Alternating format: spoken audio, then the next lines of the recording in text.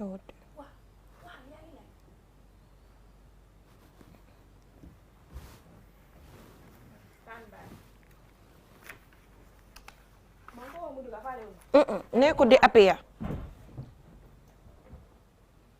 Hello there, good morning. You're watching QTV this morning, and I am your host, Jenaba Sonko. Ibrahima, thanks for joining us. Jenaba, it's good to be back again on this morning. You're looking beautiful. Thank you. Nice. So we are back again. As you know, this is the program that highlights a whole lot of things that are going on in this country. So it's important for us to connect, always give you all that you need to know when it comes to current and latest updates. Jennifer, what do we have today? Yeah, so we have the African Proverb, we have the newspaper review. We're joined by our colleague Momodou Mboj to help us analyze some of the stories that we have. We have the Community Watch, social issues as well. We'll be taking a look at back to school.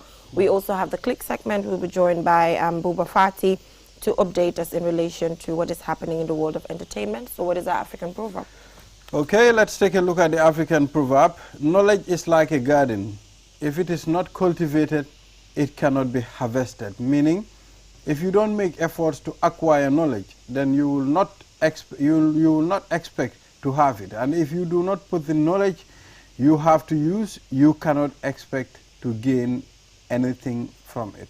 This involves a lot of things. Yeah, so what does it mean to you? Well, it involves investing in what we call the future. It's a matter of putting things at the right time. It's a matter of getting the knowledge you need for a particular achievement. Sometimes people tend to think there is shortcut to success. It's not just easy like that. It will not be rosy like that. It's a matter of going through the right steps, going through the right formula to make sure you achieve what you want. It's important for one to gain knowledge, as it is mentioned, for you to be able to be a very productive person in life. In another way, it doesn't mean you have to be educated to be productive, but it helps. It's important for you to put in a particular effort, generally. Yeah, it is very important. Like you mentioned, I like the fact that just yesterday we were talking about the fact that we have some of our colleagues who do not have bachelor's degree in journalism or have a bachelor's degree in any area, but they're doing quite well with what they do, despite the fact that the education that they need is not there, but they're still pushing to do it. So it's important that sometimes, in as much as we want people to be educated to do certain things, we also have people who are somehow born with certain things and they're like able to handle it. So, I mean, this has its specific explanation, but I just want to take it somewhere. Sometimes we have parents, you know, course their daughters or their children generally in relation to the fact that they're not productive. And did they take their time to invest in them for them to be educated? No. I always say this, parents educating their children, it's in as much as it's a responsibility, it's as well an investment that could yield dividend in future. So it is important that we also take a look at that. Yeah. It's said no pain, no gain. Yeah. So it's important for us to take a look at this and also take heed. Let's invest on the right things that we have to, because we need to see how best to develop ourselves, how to produce. Like it is said, if it is not cultivated, it cannot be harvested. Sure. Jennifer. So what do we have again? Yeah, so we will go for a short commercial break, and when we come back, we'll head right on to the newspaper review. Do stay tuned. Receive money transfers from abroad? Well, Q Money and RIA just made it happen. Now you can receive international money transfer from RIA directly into your Q Money account with no additional cost. Once you receive an SMS alert about your transfer, walk into any Q Money agent across the country to receive your payment for free, or use the money immediately to buy credit, Q Power, and other Q Money services. It's fast, safe, and convenient. For more info, call customer care on 133. Q Money, Sunu Calpe. Terms and conditions apply.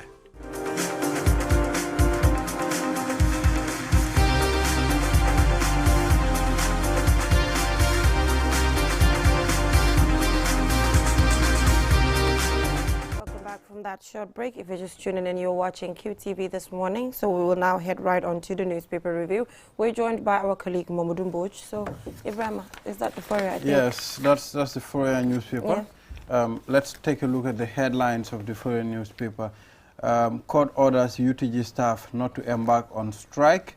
Gambia registers 2 new COVID-19 related deaths, COVID-19 new cases.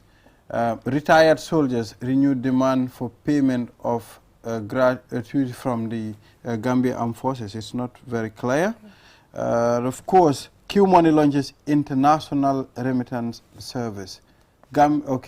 Petroleum Minister says over 600 communities to benefit from electricity project. That's the foreign. Okay, moving on. What's on the Standard?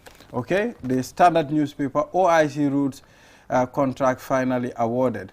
Fabakary Tombong Jatta says alliance to re-elect Barrow kill political carriers. Laingom call for calm ahead of elections. Okay, Barrow defends alliance with APRC. That's the Standard newspaper. Yeah, thank you so much for joining us, Momadou Mbodj.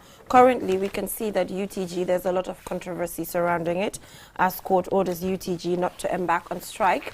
And I can, evidently also inform you that the students are planning to go on a strike, saying that this sit-down strikes by their lecturers is as well affecting them, and also their plight should be looked into. Yes, it's quite interesting that you said that. So the court has ordered that you shouldn't go on strike. So you mean they're saying that they will still go on strike? Yeah. Now this is where the problem is. In a democracy, we follow the courts. This is, we know that we are relearning these things, but this is how these things are done. You have to follow the courts. I was just looking at the story itself. It appears that they want whoever to change the governing council. They're not happy with the governing council, which I find to be really quite fascinating there, because it is the president ultimately who's the chancellor who appoints the governing council. I am not sure whether the faculty and staff association should dictate to the president or to whoever is appointing who they should appoint. If the staff, they've got specific, they can point to specific failings of a governing council, maybe yes. If you can point to something concrete, perhaps abuse of power, or perhaps incompetence, if you can point to specific concrete failings of people, that is understandable. And when you say the governing council, do you mean all of them? Or have you identified particular people?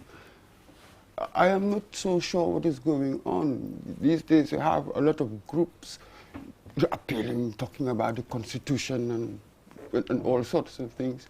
I'm not so sure whether we know what we're talking about sometimes. I just don't understand it. It will be interesting to have a conversation with the staff. Well, Mr. Mbodj, could this be a communication problem when it comes to members of the universities association and the central government or any department responsible for the university? Is it that their demands are not met according to what they said? Is it a communication problem? Because we have this tradition of just keeping quiet, we don't communicate. Here we're talking about two things: communications and the demands.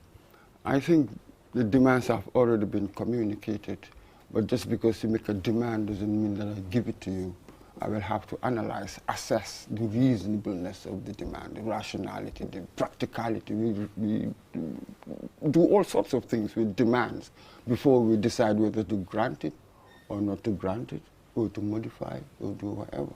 So we're talking here about two different things. I think the communication has been there. They know. In fact, if you look at the paper, there's a letter, I think, from the University of the Gambia responding to the staff association.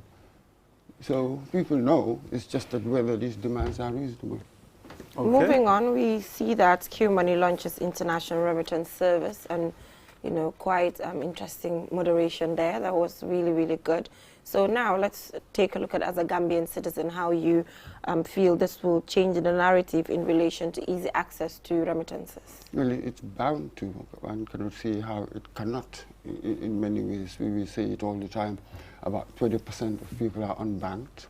There's a huge percentage, a huge group there, that one can tap into.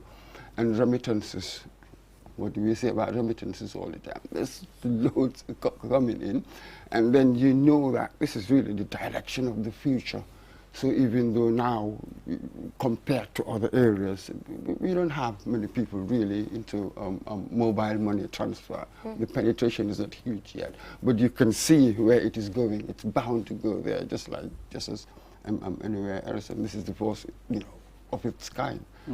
This international remittance project. So one cannot see anything but for it to improve, getting better and better, more services. This is really the direction of the future. Okay, let's talk about the importance of this collaboration, RIA and Q Money. Let's talk about the security aspect, because there was a time people cry a lot about security in this country, especially those that deals with finance. Let's talk about the security aspect, Mr. Boy. Well, I'm not a security expert, but how during secure the launching, it is, yeah. during the launching, we heard what the regulator said. Dr. Javi, we heard what he said, and in fact, when you look at some of the programs that Q Money has been having, security is the #1 priority in most of these organizations. Everybody knows about that now. So that must have been looked into. That was why they got the go-ahead from the regulator, the central bank. So the security, there is absolutely no problems there. And then the convenience, perhaps that's what we should also focus on, that anybody can just sit anywhere, tap. Particularly now there's a real app. That would allow, because I heard the Africa director for RIA on the launching day. He said, you don't fear anymore to go into a bank and cash out a whole lot of money, and you fear that someone is watching you outside.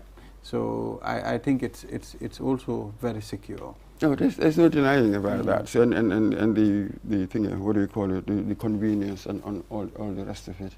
And for me, well, you don't need to really be having lots of cash in your pocket, that sort of thing. I remember we used to say that you don't really shouldn't have cash in your pocket because you tend to give away a lot, how we give away all sorts of things. So moving on, we've seen OIC road contracts finally awarded. This is something that we've been discussing for so long in relation to the OIC roads. So how does it feel knowing that it has finally been awarded and work can start? Yeah, it was bound to start sooner or later. I understand that we've got about, 18 months, or something like that.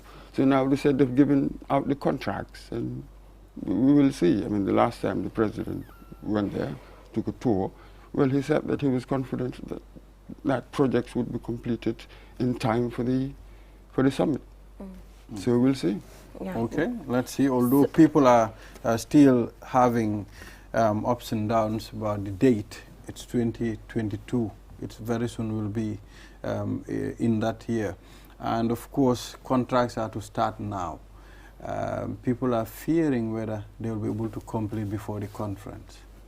Yes, I'm sure it's not all. One can fear, obviously. We're all worried to some extent, would it be complete or not. But one would also like to think that they had taken all of these into consideration, and there's always been, I suspect, there's always been this sort of this oversight figure of Saudi Arabia, very much part of it. I think some of the contracts even went to their people.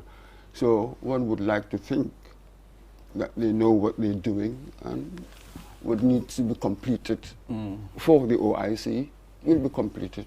Okay, let's wait and see. Okay, and finally, Borough Defense Alliance with APRC.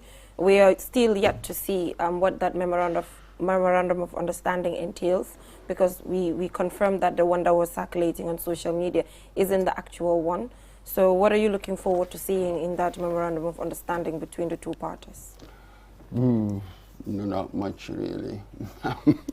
For me, this political marriage, it's just what politicians do. I wouldn't sort of focus on it much. I don't think it carries anything. If it's got political capital, well, they know whatever. For me, the key benchmarks, the key indicators that I will judge, that I take to be serious. I will focus on those. And the politicking, well, we've been around for a while.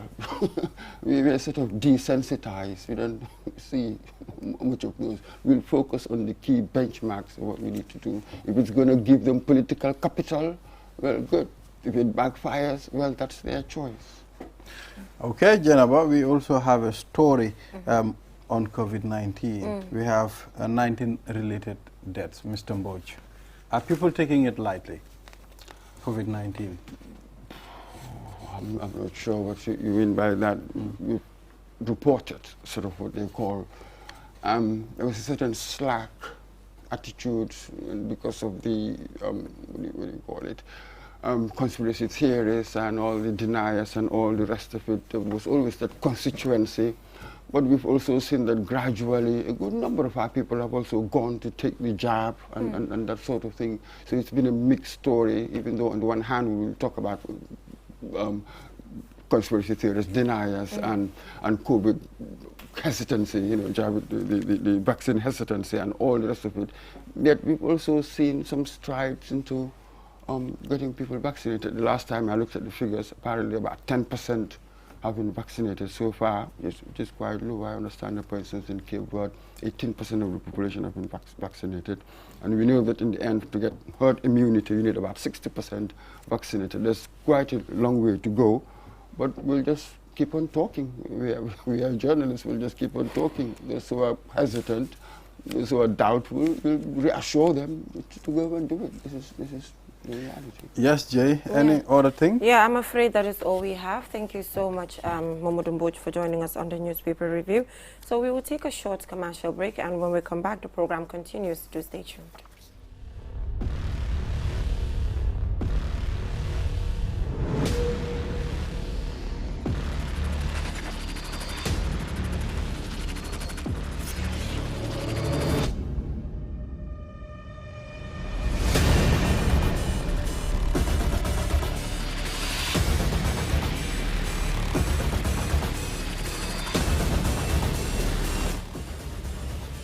Check out the all-new Tigo 8 at S-Pass Motors. Call 3522-222 or 353-2222 for more information.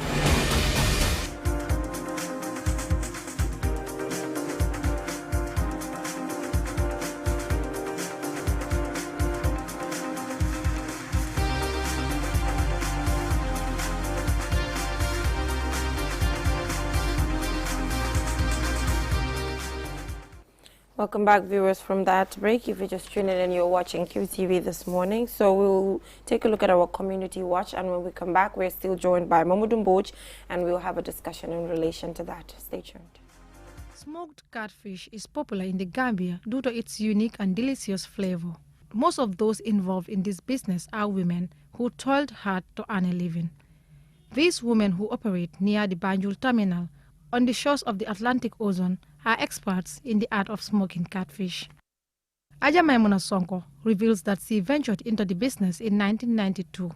Since then, she has been able to support her family and pay for the education of 4 of her children. Despite their hard work, security remains to be one of their main concerns for these women. For years, they have endured thieves operating in their area. ñun fi di nga glacé dem jënd fele jën bu seer nga glacé ko ñu daaji firiji bi jël sa jën nga nar ko fay. We buy an ice block to store our fish, and thieves come later at night and steal everything. Secondly, you won't want to come here in the raining season. Because of the unhygienic condition of this place, we need help. Fatou Sadio, another vendor who says he has been in the business for over 5 years, also complains about the frequent thefts at their market.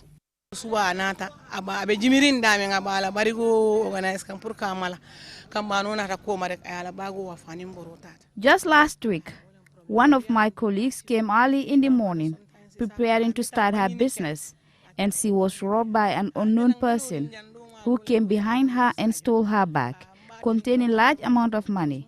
This is a major problem here. The women said they have over 70 vendors who operate in the market. Ajamaimuna Sonko makes another appeal. Mangé ñaan nguur bi mu gestuñu defar ñu suñu place. I am appealing to the government to help us and renovate our market. Whatever we earn here stays in the country. If this place is good, then our business will be good. Among other problems the vendors say they face are a lack of toilet facilities and water. For QTV News, I am Abibatu Sise. Welcome back. That was the Community Watch. Banjul Smoke Catfish Market. Women vendors call for security against frequent thefts. So after watching that clip, what's your perception of their condition? Yeah, it's the same old story. Well, this time there's theft. The hygiene, water. I think if you look at the whole story, of course the first thought was, so apparently there's no security there. Now that's interesting. Why not? Who should provide the security? We are seeing similar stories, it seems, all over the place. But yes, I remember the Bakau market, the Bakau one, clean. We featured it, and it was clean, and everything seemed to be organized. It seems that maybe the secret is to have sort of market management committee that will sort of, these little groups sort of learning to manage for ourselves. I think, was it last night we did some work on sort of dependency culture, very interesting. So you must have committees really working hard at it as well. Because let's face it, when you keep on saying government, all over, you are never going to get it. It cannot do it. Maybe it can come at one particular time, give you one thing, will give you another. But these sort of practical day-to-day issues, it can't even provide you with security, but maybe the security man can even go to sleep and somebody come and steal. So we need to, it's a very difficult thing perhaps to talk about, but we need to really understand what government is for. And what I, as a citizen, what am I for? In this larger thing. So one suspects that you must have these smaller groupings trying to initiate, trying to come up with things, because you hear the same chorus all over the country. Government must come, government must come, government must come, government must come. Yeah, but I think this is a particular place where companies can even use to exercise some sort of corporate social responsibility, because if you take a look at it, one of the individuals who were interviewed reveals that she ventured into the business in 1992, and she was able to use this business to support her family and pay for 4 of her children's school fees. So this is an area where young people can even go and get to develop, Sometimes we talk about putting factories in place and bigger companies, but small, organizations as such can also yield dividend at some point. Obviously, everybody knows that, and perhaps gradually you're going to have younger people going into things like that. There we were just talking about organizationally the market. How can we have the security that we need to have? How can we have the facilities that we need to have, maybe toilets and that sort of thing? How can we form a committee and say we're going to run these little things, our toilets? How do we want to run it? What do we need to do? How can perhaps the council, here maybe it will be more appropriate to talk about the council. How can we engage with the council? How can they help? So this is what I'm talking about, the self-help. I was just talking to, there was another person I was talking to the other day. We were just, because recently there was this interview between Angela Merkel, the Chancellor of Germany, with the Nigerian writer Chimamanda Adichie. So Merkel made a very interesting point, and I think it's relevant to us. He said, for democracy to work really, it takes more than politics. Yeah. It's very interesting. It takes culture, how we do things, and it takes history. It's really us who make it work, and we make it work by running our own business.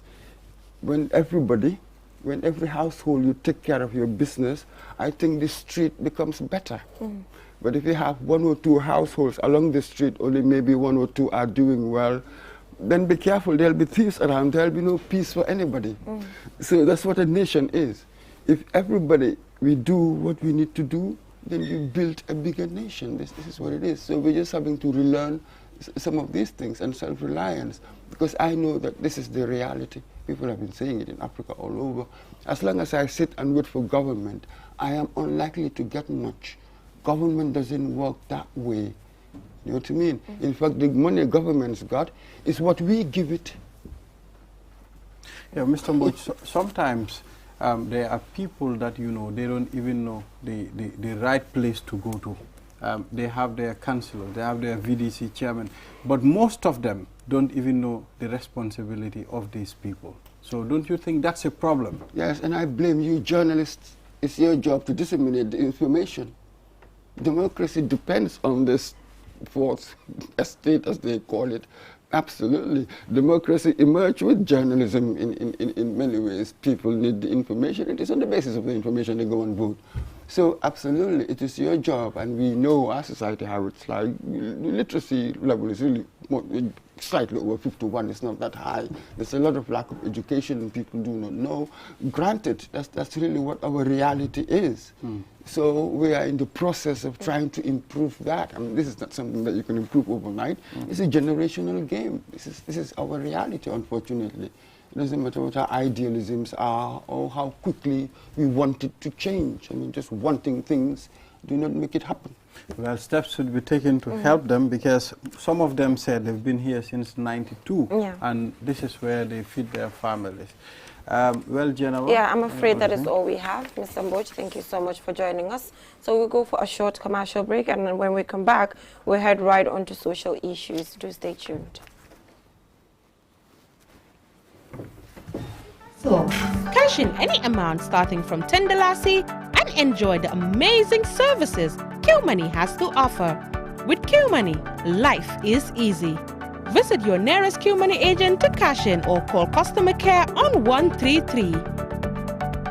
Don't forget to wash your hands with soap after handling cash. QMoney, Sunyu Kalpe. We innovate, others follow. Join the Gambia's fastest growing network and enjoy high-speed 4G LTE. Dial *335# to subscribe to QCell's 4G LTE service. There's no need to swap your SIM. QCell, Senior Boss. We innovate, others follow.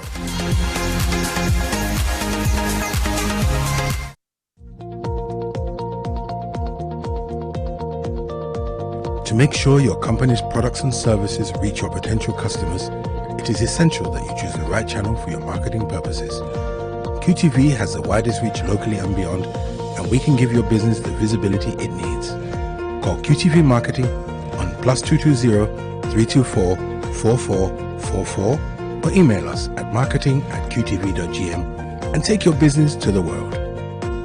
Looking for the fastest and easiest way to receive money transfers from abroad? Well, QMoney and RIA just made it happen. Now you can receive international money transfer from RIA directly into your QMoney account with no additional cost. Once you receive an SMS alert about your transfer, walk into any QMoney agent across the country to receive your payment for free, or use the money immediately to buy credit, QPower, and other QMoney services. It's fast, safe, and convenient. For more info, call customer care on 133. QMoney, Sunyu Kalpe. Terms and conditions apply.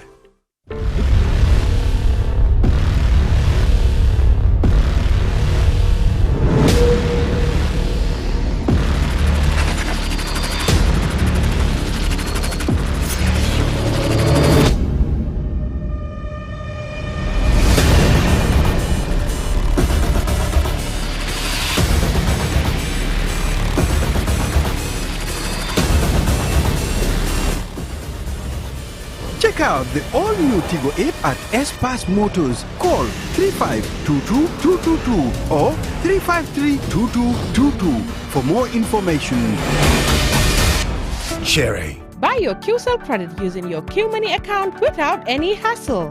Cash in any amount starting from $10 and enjoy the amazing services QMoney has to offer.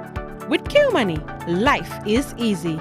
Visit your nearest QMoney agent to cash in or call customer care on 133. Don't forget to wash your hands with soap after handling cash. QMoney, Sunyu Kalpe. We innovate, others follow.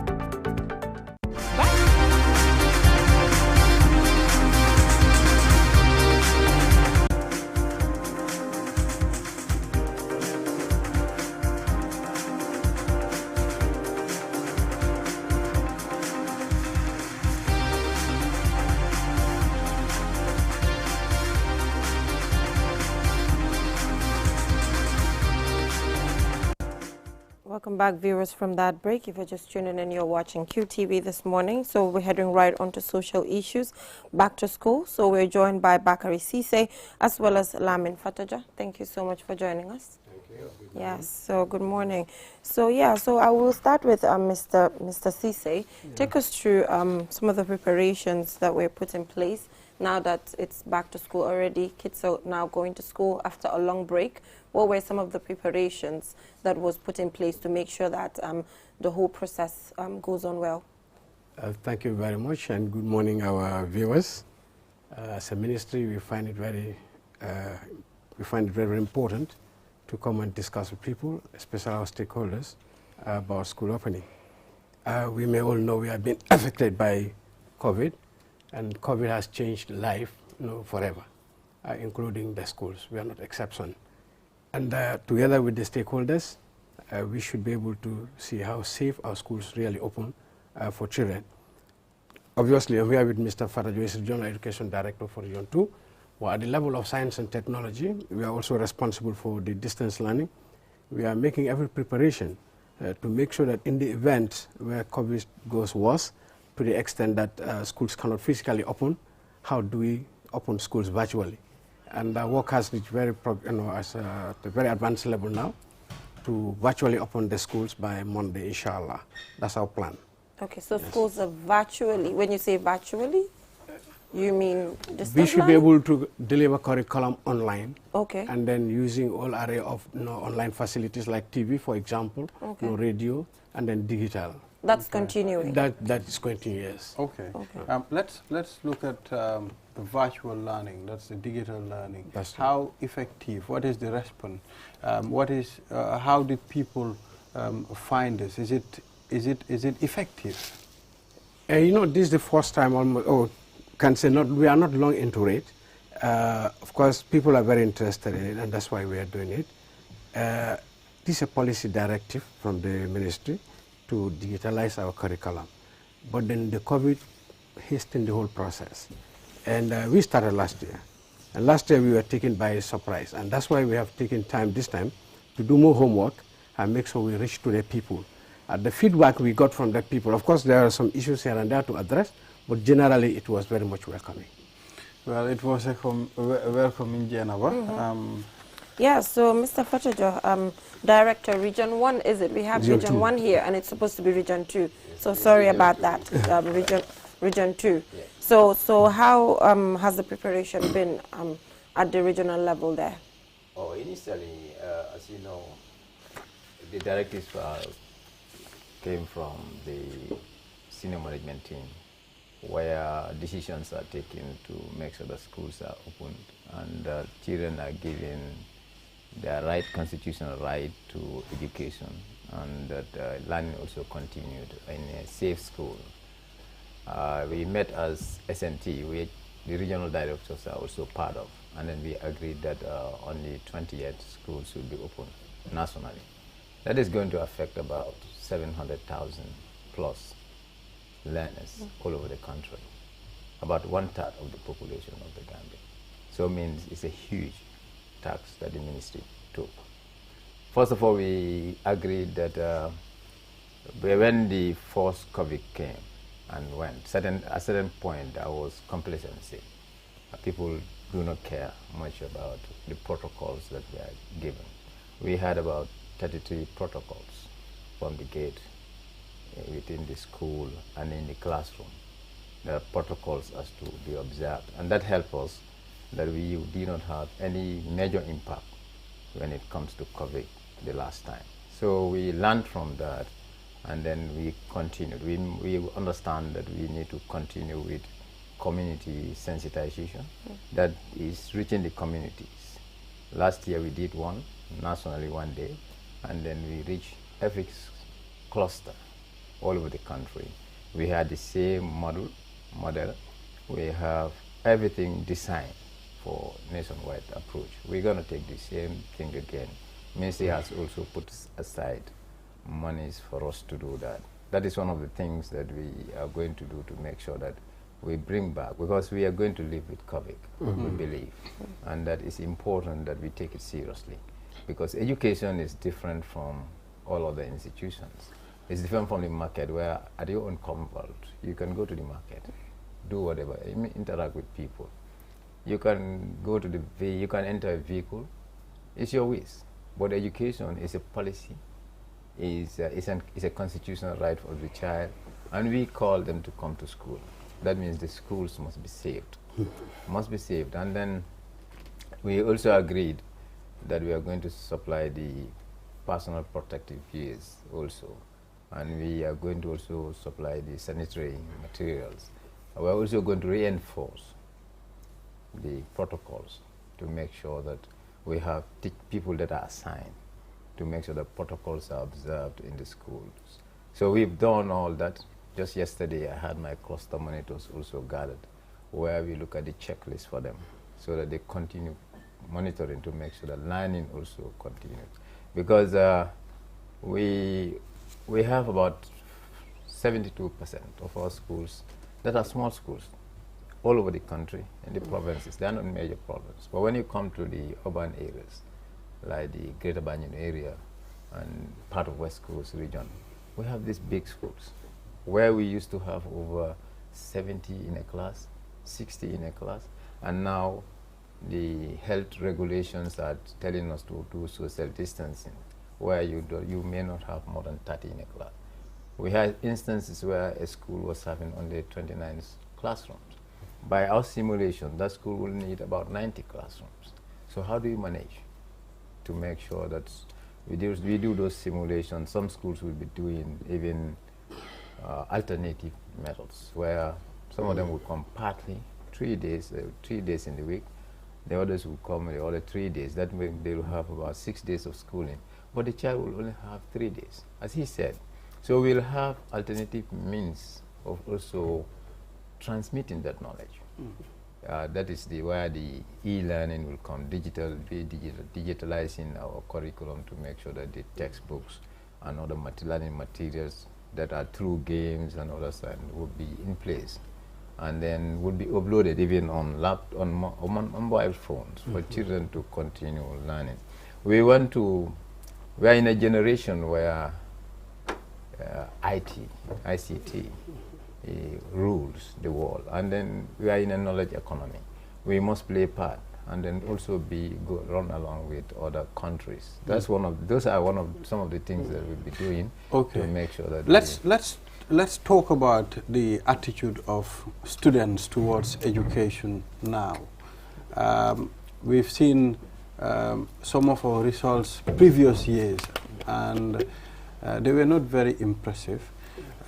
Let's talk about this. Is it that the students are not concentrating, or is it that they are not giving the necessary things they should get? I think statistics is saying things differently. Yes, I'm afraid. Yes, I'm afraid as well. Yes, yes, things differently. Yes. Because over time, we've seen, yes, we are not where we really wanted to go, but you can see growth in performance, one year in, year out. Sure. And that is encouraging, because education is not something that, is one of like, you buy something today and get what you want. If you put in a program today, it will mature about 3 years minimum. Because once I have a program that I want to do in the upper basic, before it matures, it's going to take me 3 years before they reach the terminal end, and then they're able to we are able to assess to say yes what we are doing. But within the line, we'll be monitoring to see, and we have our own measures to see where the progress is happening. And we are encouraged by that. Yeah, when it comes to yes, I just want to say, Ibrahim, when it comes to results currently, I've been following the trend, and like you mentioned, I've seen some certain growth with especially with the grade 12 and all of that. We've seen issues as such. So yes, Ibrahim, I think if the students hear you, they might be mad at you for saying that, but we must also accept that there's room for improvement, we need to accept. So moving on, I just want to talk about something important, which is children with special needs when it comes to us resuming schools, because we know it's a different case when it comes to them. So how are you managing them to also make sure that they are safe and they get what is required, you know, because they, as it is said, special needs. They need stuff that are quite special, not the regular materials or what you intend to implement in other schools. That is not the same. So what are you doing in relation to that? Yeah, I think that's a very important question. Under the framework of the distance learning, I think we have catered for them so much. Okay. We just concluded consultative meeting with their association to support us how to translate, you know, all these lessons that we have recorded and we're going to present in sign language, for example, so that, you know, those who cannot understand lessons as they are, but through the sign language, they'll be able to understand. And we have finalized a lot of agreements with them, and that is going to happen. So we're going to have the sign interpretation of all the lessons that are coming. That is also included. At the level of the schools, yes, as he said, it's taken care of, you know, because like we have the itinerant teachers also among the regional establishment that will go around to give direct support, you know, to some of those people who may need the support that they need to do. Okay. And the other component is the Braille one, which you know, we have reached advanced level to get the Braille for them, you know, from the distance learning framework, but it's not yet in place. But we hope to get it very soon. But generally, do you think individuals, when it comes to hard of hearing, the deaf, and all the blind, do you think when it comes to education, they're getting the required support that they need? What are some of the things that are put in place under the ministry to also make sure that they get what they deserve in relation to education? Because I interviewed the first graduate, the first deaf graduate in the country, that is Binta. I did interview her, and she talked about some of the challenges that she went through. So what is the ministry doing to make sure that we'll have more graduates gradually? I know this is not the Ministry of Higher Education, but still, it starts from somewhere, you know. What are you doing to ensure this? I think by policy, we used to have a unit that was responsible for special needs. But now it's been upgraded into a directorate. That's one major thing that we've done. And also we have increased the number of support. I used to have only 2 itinerant teachers. Now I have 11 in my region to support individual people that are in need. We also have, we even bought a machine, a buzzer that is going to do the brailles and all those. We are going to produce the brailles ourselves to make sure that other than using the typewritten one, you have a computerized method where you type and it translates. You only need to type in English and then it is translated into braille for them. So we are doing a lot of improvement towards, because it's their constitutional right. The Constitution stipulated that every child of school-going age has the right to quality education without discrimination. Yeah. And now with the coming into when the disability bill has been passed now, it gives you all extra authority to push in relation to their plight, isn't it? Even one of the currently we are establishing what we call a technical department in the old Jamis, and then we've also catered for a special block for Gathawk. It's a story building that we just like we have the attention is taken on them in Region 1. We are doing the same thing in Region 2. They are even going into technical education now. We are going to build that technical block that is going to serve a number of schools, including that Gathawk building. So it's like consideration is much given to them now because we have a lady that is heading that unit that is very passionate. It's good to know. It's good to know it's a lady, right? Interesting. Yeah, it's very interesting. Yeah. So what do we have? Yeah. So moving on, we are still talking about the education system. If you're just tuning in, specifically back to school, but I think back to school is just one component of it. It's wider. You know, it goes beyond that. Let's talk about the grade 9 results. I just want to use this opportunity to get confirmation if it is out, because that is what is rumored. So is it possible to confirm to us if that is out yet? Usually when the results are, it needs to take certain path against publication. Okay. Because we are seeing it online right now. So that is what it's I was just wondering if you can confirm. It has to go from WIEC to the office of the permanent secretary.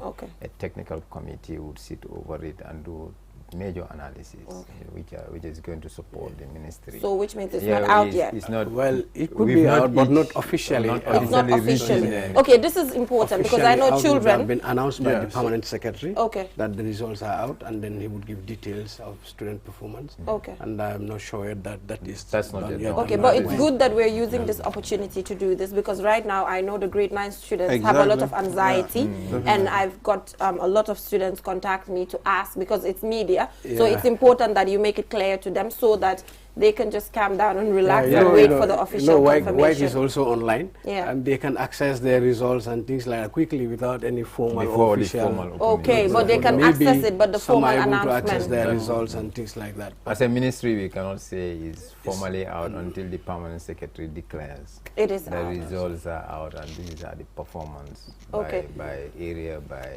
subject, by the region and the like. You know, we need to do, and what are the progresses that are made and all of that. So we need that. Another thing I think is what I'm talking about is malpractice, because just yesterday we did a story in relation to that. I think the story was done by Omar P. Jallo. We talked about education malpractice, generally, examination malpractice rather.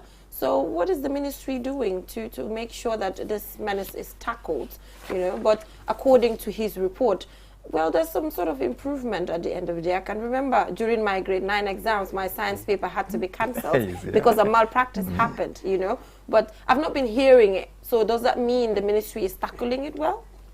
Well, I think we are doing so much. And as we speak right now, currently, a team is already in the field, you know, looking from the headquarters. In fact, my vehicle is one of those that is on that mission right now. And we are looking at it from that perspective. Well, you know, malpractices are accordingly done. We cannot say we'll eradicate it completely. So, and then we need to work on it. You know, but as a society, as I always said, you know, education in our parlance, we say what belongs to all belongs to none. But education truly belongs to all of us. So I think the parents also have stake. Now that we call the school community, the school management, and the parents, they also have the stake, you know, to help students. So if you cheat, you know, you are not reflecting your true knowledge, you know, and your true abilities. And you can achieve that by doing hard work on your own. But if you spy, you are not working hard. So it helps nobody. But it's a challenge that we will be living with. We are addressing it to the best of our ability. All that we can do, we will do to make sure we minimize it. But I think it's well reduced. I think add on to that, we're serious about it. And then we've done some studies, which I even played part. We look at where it's recurrent, where it is huge, and what type of malpractices are. There are synergies even in malpractices. There are international, you know, synergies that are doing malpractices and the like. There are individual cases which are abnormal, which are just standalone. So we are more interested in where you have people coming together, organizing themselves, and making sure that you have these huge malpractices happening, or to make sure that the chain is broken here and there to avoid those type of things, because it's going to affect not only the child, but the system as we have. And we've also engaged WIC, you know, in terms of supervisional arrangements and in the invigilations to make sure that there is improvement on all that. Like a teacher in a school should not invigilate that school. Invigilators have to be imported to the school and all others. We've regrouped, and then we are working towards that because we know it's a very serious case. But it has been since inception of education. Individual malpractice may happen, but an organized one should definitely be checked. So also, just the last time I was at Region 1, and I learned that currently a curriculum review is about to start, because you'll be inculcating disaster risk reduction as well as climate change education in the new curriculum. So take us through, has this started already, the curriculum review, and why the need to review the current curriculum? You know, relevance is very important in education. Education is not mere going to school, going through certain processes and coming out. The education that you acquire must be of quality and relevant to your situation as a nation. Those are the important things. That's why you have emerging issues coming in globally, and we contextualize it to our country, see what are the needs, and make sure that our education is aligned to those things. Even when you look at technical education, refrigeration, mobile repairs, and why all that? Because they are the needs of the people now. So we are looking at relevance a lot, and the environment, you know, human rights, and all those are necessary things that we must also beef up to make sure that our educational system also is compatible and is preparing our future generation to gain those knowledge. That's why all those things are happening. It's not out of anything, but it's to make sure that we provide the relevant education to our people. Yeah, and also we've learned that pre-vocational education as well will be incorporated. Indeed. What does this mean for the education system? I saw the minister, you know, happily announcing that as well, which is good, because just yesterday I was talking about the fact that if the education you have is not addressing societal problems, then you need to question yourself. Yeah, yes. and exactly that's what, as he said, you know, it's the issue of relevance. Today, if you look at the Gambia, lots of these high skills areas are dominated by non-Gambians. Go to the tailoring. The best tailors in this country are coming from somewhere else, not Gambians. The best carpenters are coming from somewhere else. What if things go well in those people's country and they decide to go back? Then we have a problem. Yeah, we will have a problem. So we need to respond to that.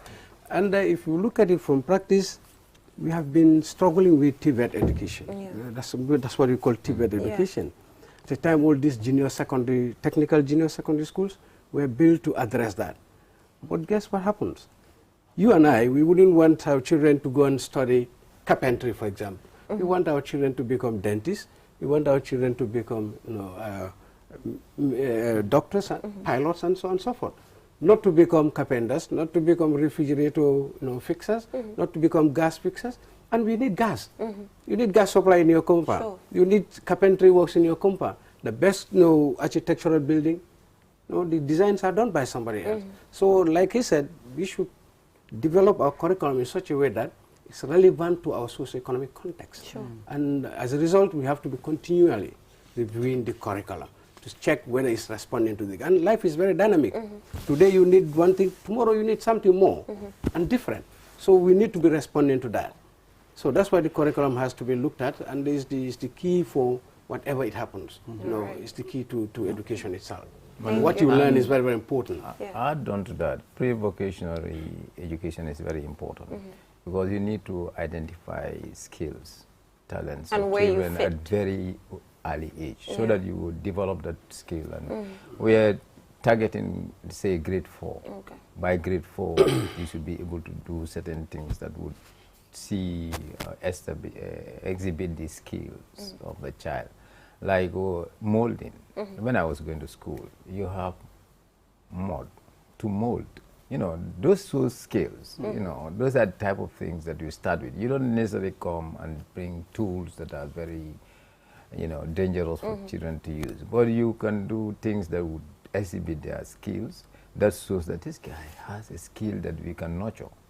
And then it may be beneficial to the I can remember I did home economics. Yeah. Did you do woodwork? Yeah, I did woodwork when I was going I did to home economics, and to be honest, it was good. We did perishable goods, stuff like that. I can remember, but it went well. So just finally, before you leave, what message do you have for students, children in general, who are going to school in relation to the school reopening? I think for me, I used to say that education is everyone's business. And then the child is between the school and the home and the community. And the child must be nurtured. And we must take it as our business, not the business of the sector or the school to educate. But everybody must play part. And the child must be prepared at home to go to school, must be dressed, must be allowed to study and the like. If you don't give those opportunities, it will not work. I read a book on Peter Senge Tel where they say that the education, we need learn in classrooms, learn in schools, learn in communities. And what they mean by learn in classroom is not the teacher and the student alone. The parent is a component of that classroom for the classroom to be learning. You leave it to the child and the teacher alone would not work. The teacher, the parent must be part of that learning. And to add on to that, we've seen that during the pandemic, parents had the chance to become teachers and they knew what it meant to actually look after children when it comes to education. And essentially, we're going to continue to rely on the parental contribution. Like even the distance learning model, just imagine some of the lessons might be coming, for example, in the evening for ECD, to enable the parents to support the child in the learning. Because at that time, sometimes it would be very difficult to get the teacher, all the way from wherever it is to come to a house and help the child. But you can. So I think it's everybody's business actually to support their children in this learning process. And especially the digital one. The last time our experience was really not very, very good. Of course, partly we were partly responsible, but then also the response we were getting were not very supportive in certain domains. And this time around, we're going to go on sensitization to the community so that they understand better how to support their children within the distance learning framework. And together we should be able to do that. And the media also are very essential in that, because we cannot be able to do much without the media. If you look at it last year, you were the people who did the broadcasting for us. And that these things will have to be always coming up. Though we have made some strides in having our own TV, having our own radio station in all of the regions, so that we can be able to have an effective DE system. But we still need contribution from the media to do that. One of the guest speakers at our graduation ceremony said, if you want to help somebody for a very short while, grow that person grass, vegetables. If you want to help somebody for a longer period, grow the person trees. If you want to help somebody for good, give the person education. And that is what we should be doing as a nation. We should be giving our children education. And this is the path to sustainable development for this country. All right. Thank you so much for coming on the program. We really appreciate it. Thank you. And as well, it's back to school, but sometimes as journalists, we try by all means to take you beyond just the topic that you were given, but it's important because all of the issues that you've highlighted are quite significant. So we are wishing all school-going children good luck, wishing the grade 9s good luck. I don't think good luck is going to work right now because the results are already out. So if I say good luck, that's not going to change anything. So I'm saying the good luck to the grade 12s who are currently seating. So thank you so much for coming. We will take a short commercial break, and when we come back, we'll head right onto the click segment to do. Stay tuned. Looking for the fastest and easiest way to receive money transfers from abroad? Well, Q Money and RIA just made it happen. Now you can receive international money transfer from RIA directly into your Q Money account with no additional cost. Once you receive an SMS alert about your transfer, walk into any Q Money agent across the country to receive your payment for free, or use the money immediately to buy credit, Q Power, and other Q Money services. It's fast, safe, and convenient. For more info, call customer care on 133. Q Money, Sinu Kalpe. Terms and conditions apply. Check out the all-new Tigo 8 at S-Pass Motors. Call 3522-222 or 353-2222 for more information. Sharing. QCell credit using your Q Money account without any hassle.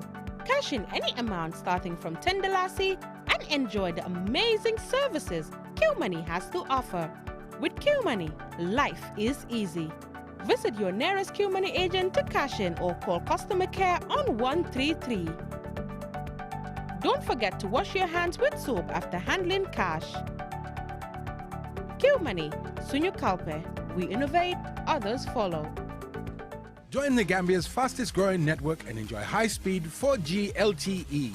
Dial *335# to subscribe to QCell's 4G LTE service. There's no need to swap your SIM. QCell, Senior Boss. We innovate, others follow.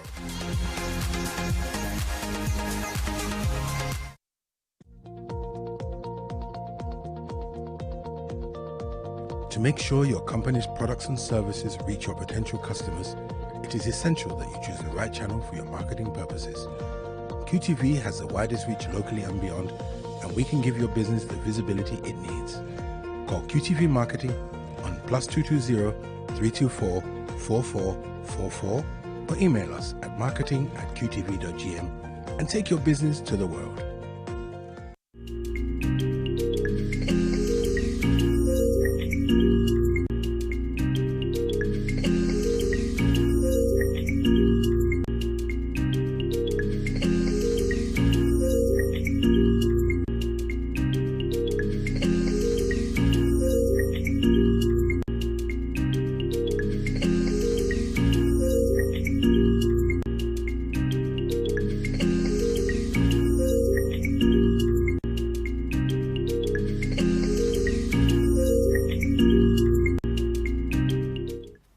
Welcome back from that break. If you're just tuning in, you're watching QTV this morning.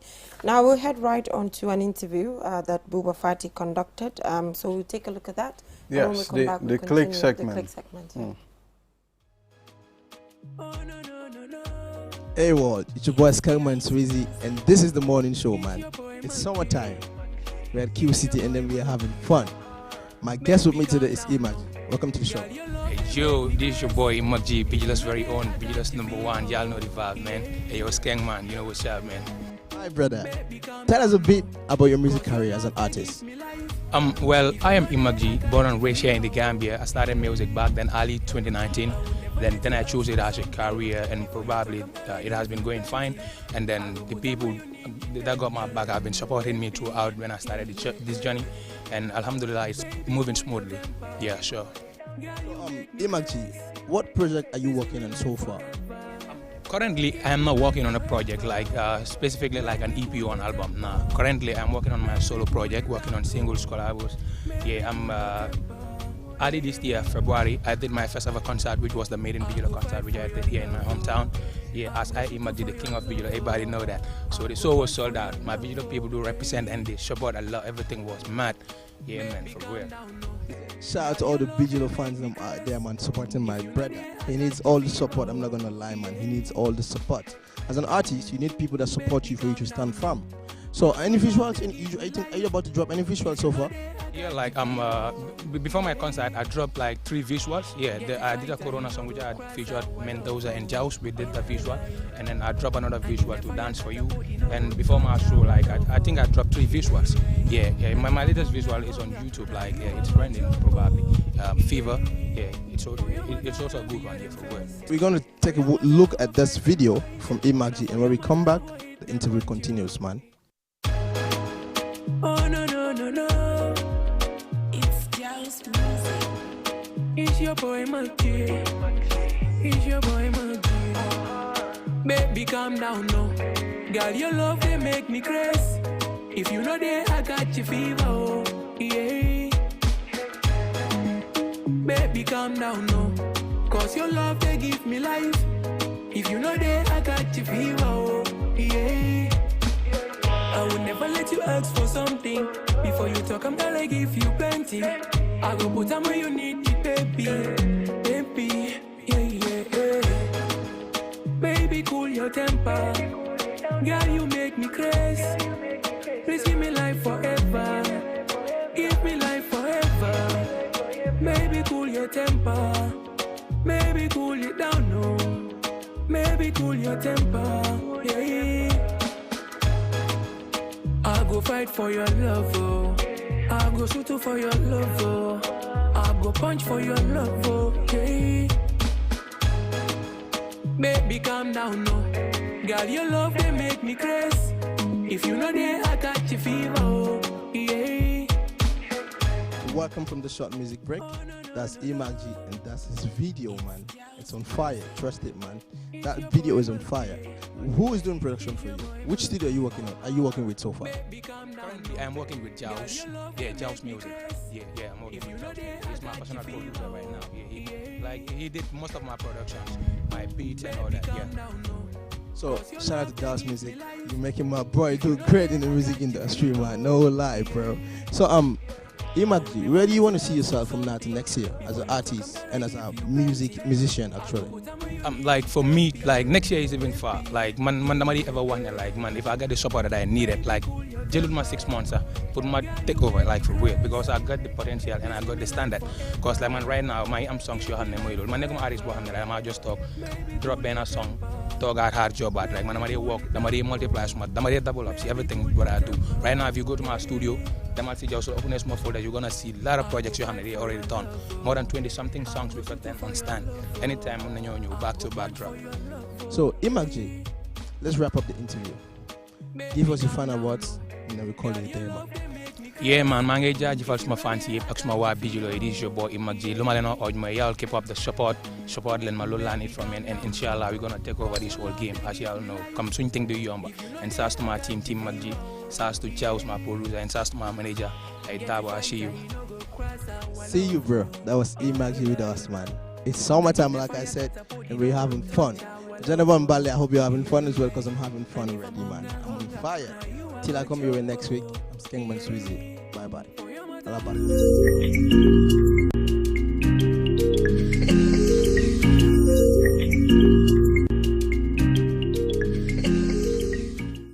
Yes, Ibrahim, that was Buba Fati. Yes, we are back. I like the way they have confidence.